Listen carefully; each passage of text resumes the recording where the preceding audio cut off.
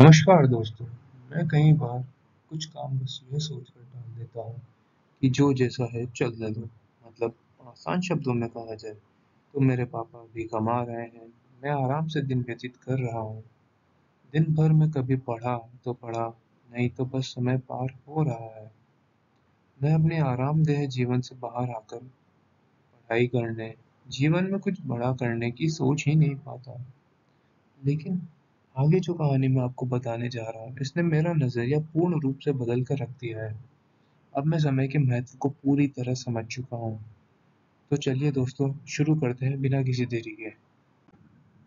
बहुत पहले की बात है। एक गुरु अपने शिष्य के साथ कहीं जा रहे थे। चलते-चलते उन्हें प्यास लगी, तो दोनों एक खेत के किनारे रुक गए।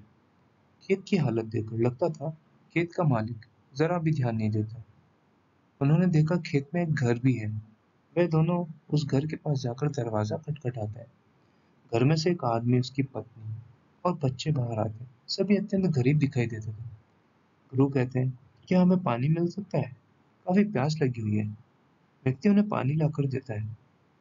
गुरु पूछते हैं, आपका खेत इतना अच्छा है, लेकिन इसमें कोई फसल क्यों नहीं बोई गई है? व्यक्ति कहते हैं, हमारे पास एक भैंस है जो काफी अच्छा दूध देती है, जिसको बेचकर हमारा गुजारा हो जाता है। तो फिर मैं बेवजह खेती क्यों करूं? गुरु कहते हैं, क्या हम आज रात आपके साथ यहाँ पे रुक सकते हैं?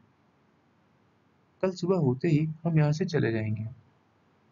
इसमें व्यक्ति अपनी सहमति दे देता है और उन्हें वहां रुकने के लिए बोल देता है।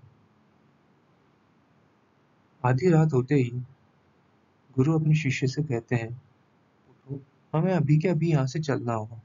लेकिन जाने से पहले इस भैंस को काफी दूर छोड़ना होगा, जिससे कि यह व्यक्ति इसे कभी ढूंढ ना सके। यह सुनकर शिष्य को काफी बुरा लगा, लेकिन वो अपने गुरु की बात टाल नहीं सका। वे दोनों रातों रात भैंस को वहां से कहीं दूर लेकर चले गए और अपने रास्ते आगे बढ़ गए। 10 वर्ष बाद जब शिष्य अपनी शिक्षा पूरी कर लेता है, तो वह सोचता है क्यों ना अपनी गलती को सुधारा जाए। उस आदमी के पास वापस जाकर उसकी मदद की जाए। शिष्य उसी गांव में वापस पहुंचता है और वहां देखता है कि वहां के सारे खेतों में काफी दूर दूर तक फल लगे हुए हैं। वहां एक बहुत बड़ा घर भी है। शिष्य को लगता है शायद वो आदमी सब कुछ बेचकर यहाँ से जा चुका है। शिष्य वहां से वापस जाने लगता है, तभी एक कार वहां आकर रुकती है। कार में से वही व्यक्ति बाहर आता है जिससे शिष्य 10 साल पहले मिला था। शिष्य उसके पास जाकर कहता है, आपने मुझे पहचाना?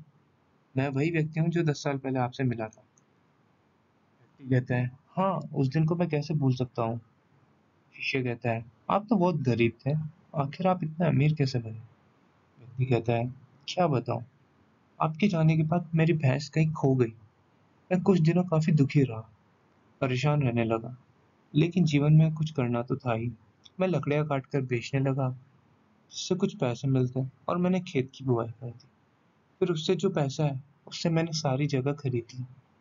उसके बाद फिर मैंने उसमें फलों की बुआई कर दी। आज मैं आसपास के इलाकों में सबसे बड़ा फल का व्यापारी हूँ और मेरे पास बहुत संपत्ति हो गई है।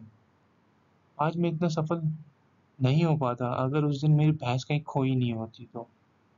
तो दोस्तों, इस कहानी से हमें साफ पता चलता है कि हमेशा जीवन में परेशानी के लिए हमें परेशान नहीं होना चाहिए। अगर आपके जीवन में कोई परेशानी आई है, तो यकीन मानो एक बहुत बड़ी सफलता भी उसके साथ आई है।